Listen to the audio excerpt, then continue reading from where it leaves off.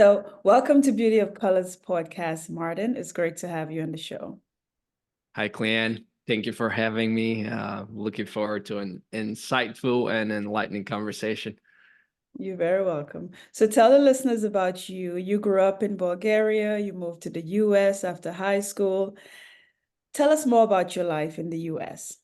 Well, my life in the US have been a great adventure. That's the simplest way to put it. If I was to use one or a couple of words, a great adventure. Just came to here after graduating high school. My dad was fortunate enough to win the green card lottery, which gives one a permanent residence or the ability to come and leave and just become a citizen. So it was just when I graduated high school was wow, what a great opportunity. I convinced my parents to take me there because they had to in order for me to come to America. And once I came, I just went and did a lot of things that 19-year-old young man would do at the time. Like I used to live initially in Vegas, so I was in the whole casino industry and hospitality and just doing all kinds of interesting things. Then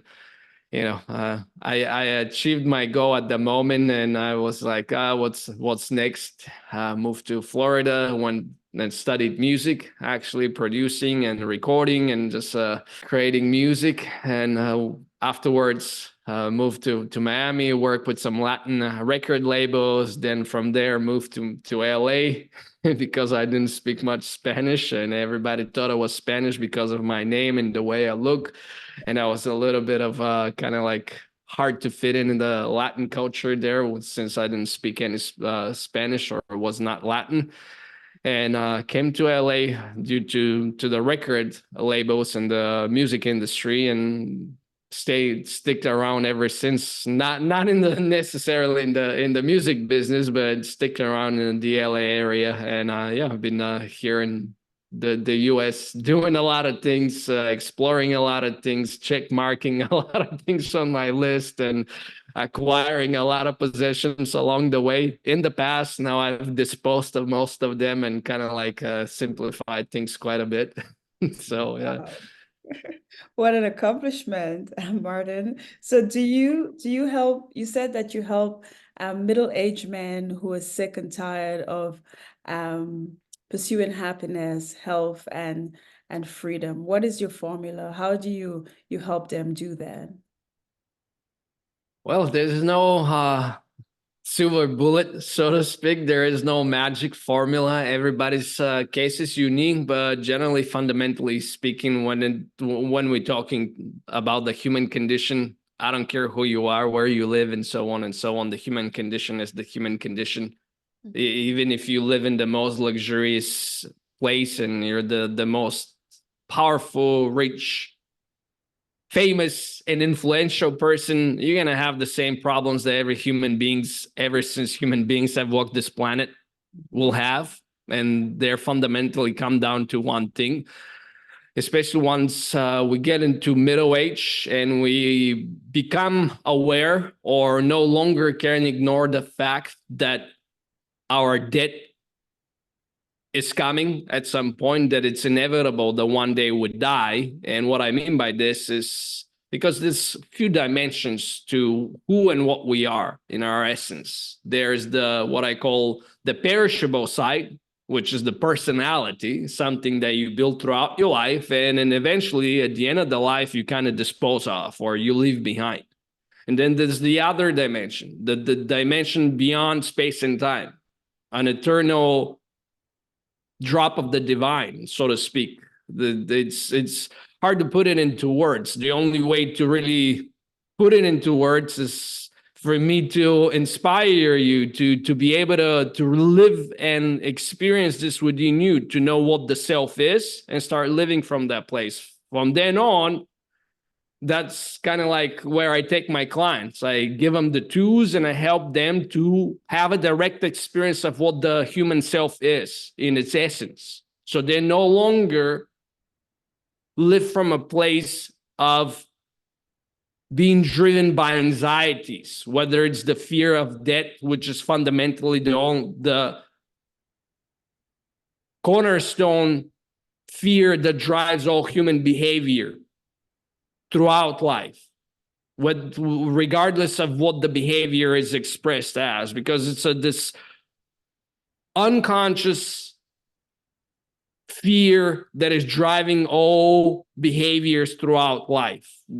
And by helping my clients to have a direct experience of something else, of something greater, something beyond this perishable body, beyond this perishable personality that eventually they have to dispose of, what we are in our essence.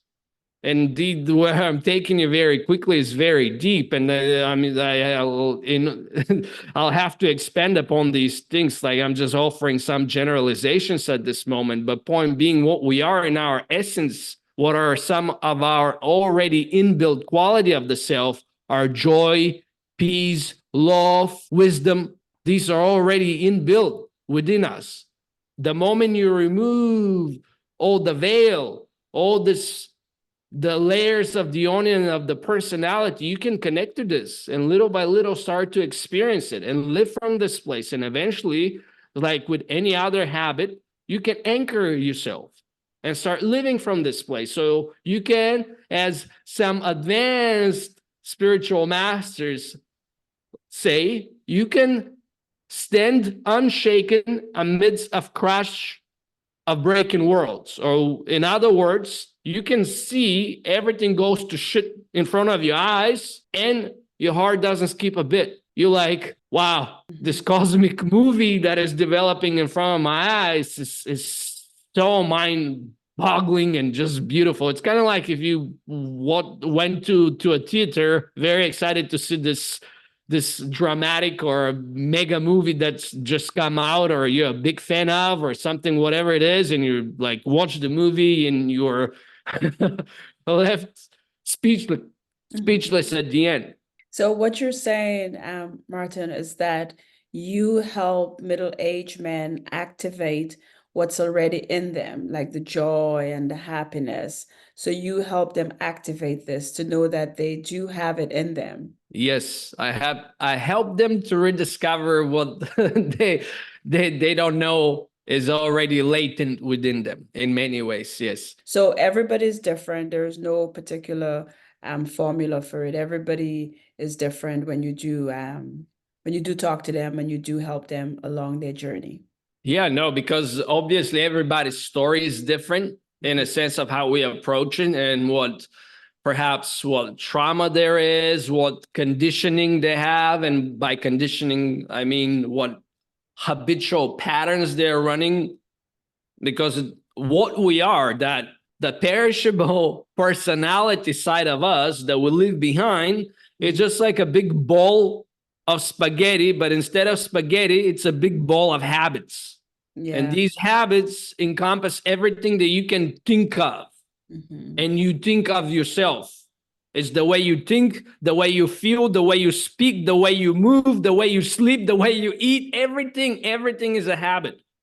So everybody's habits are different, and based on where they are, I make a prescription on what needs to be replaced and what needs to take its place in order for this person to achieve the desired outcome, which at the end is joy, peace, and great fulfillment or everlasting fulfillment, something that is independent about or external circumstances. So, Martin, you are also a writer.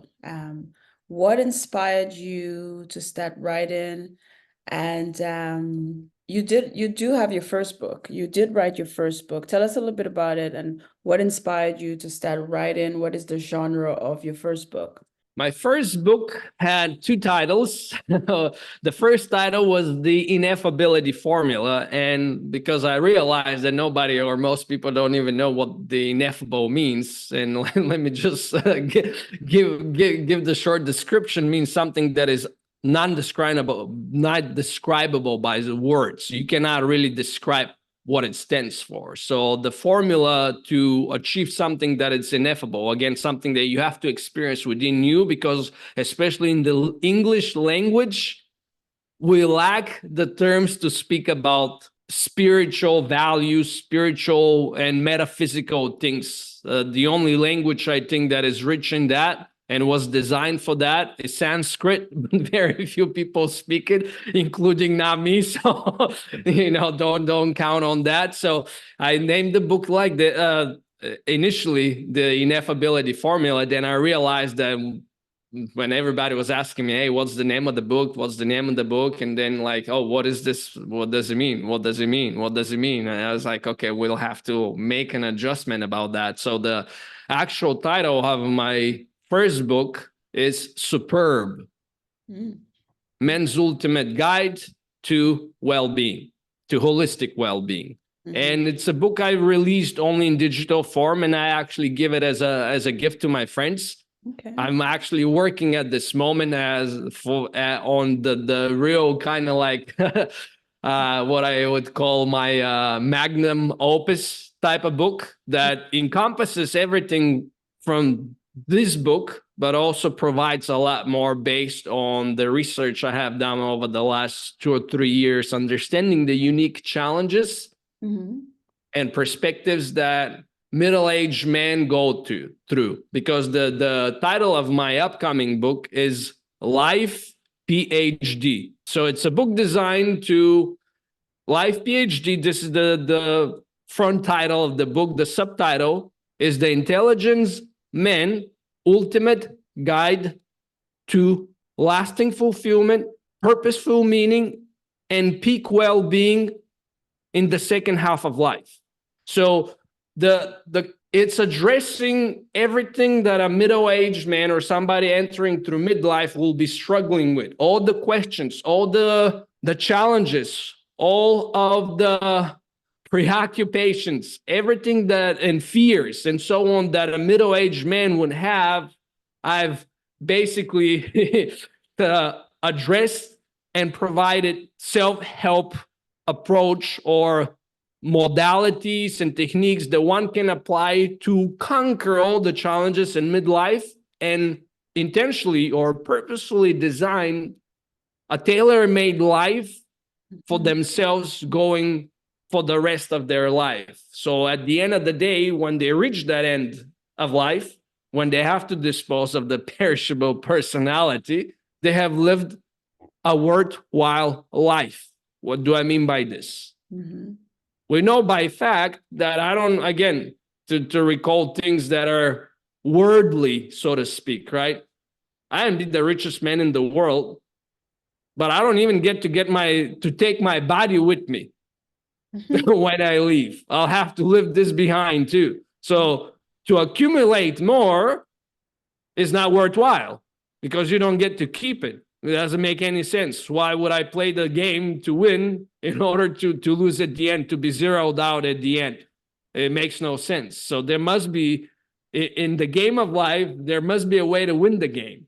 So in my book, I've expanded upon how one wins the game of life, but from the perspective of a man, because I never lived, at least in this lifetime, in a female body, so I can only speak from my own direct experience as a man, which would relate to men. I understand some of the challenges that women such as yourself go to, but since I don't have the physiology of a woman, it's really hard for me to speak from experience.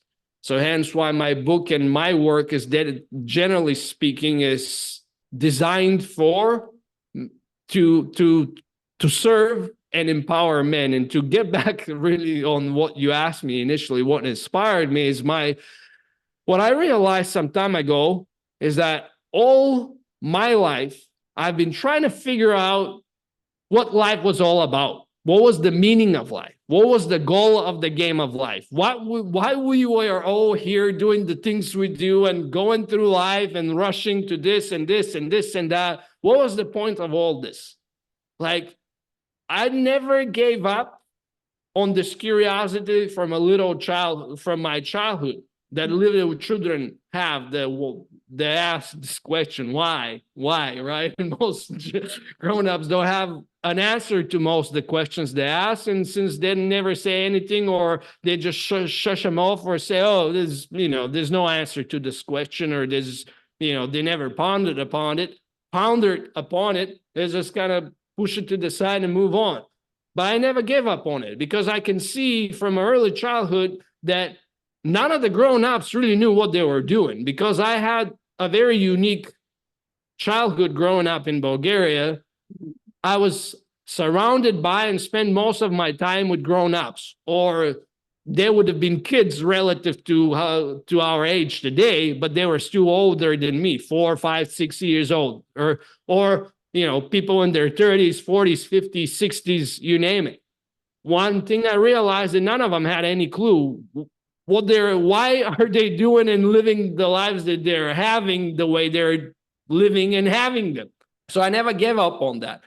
So what inspired me to write the book and the previous book is that I followed the popular prescription of society, and it did not render or deliver the desired result or the promised result, or at least there was no promise at the end, but that was the popular prescription. So one assumes, I guess, right, that if you follow all what society tells you to do, right, you succeed, you're this and this, and you have a degree and blah, blah, blah, right, you check mark all the things, you'll be fulfilled, you'll be happy, you'll be satisfied, and in some shape or form, you'll feel like you've done something really meaningful in your life. And I did a lot of things, but this feeling never came.